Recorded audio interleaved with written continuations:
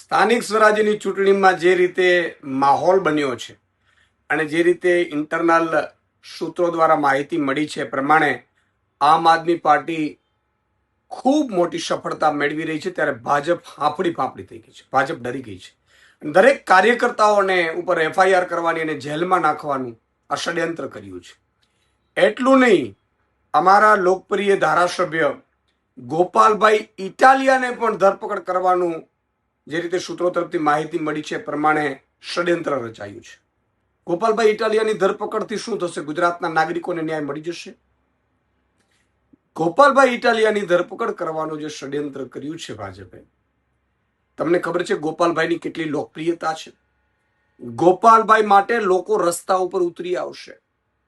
ગોપાલ ઇટાલિયાને જે રીતે પરેશાન જેટલું તમે કરશો એટલા જ લોકો ગુજરાતના એ રસ્તા ઉપર ઉતરી આવશે.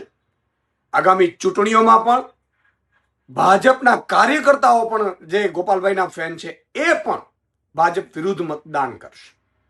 ગોપાલભાઈ ઇટાલિયાની ધરપકડના જે ચક્રો ગતિમાન થયા છે, સ્પષ્ટપણે કહેવા માંગુ છું ગુજરાતની જનતાને, મિત્રો, આ લોકો અત્યાચાર કરશે, અમને જેલમાં નાખશે, જેલમાં લાઠીઓ વરસાવશે, દંડાઓ મારશે, પરંતુ અમે તમારા માટે લડીએ છીએ એટલા માટે આ બધા ખેલ કરે છે.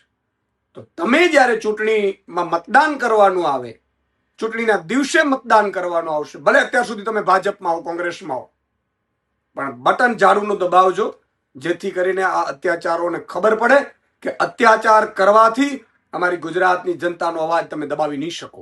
આ ગુજરાતની જનતાનો અવાજ છે અને એટલા માટે હું સૌને અપીલ કરું છું, ગોપાલભાઈની ધરપકડ થાય તો બધા લોકો એ ઉતરી પડજો એના સમર્થનમાં, અને સાથે સાથે ચૂંટણીમાં તમારે ઝાડુનું બટન દબાવવાનો છે. આ અત્યાચારોને અમે સહન કરી લેશું, પરંતુ પછી અત્યાચારો ન થાય એના માટે બટન ઝાડુનું દબાવજો.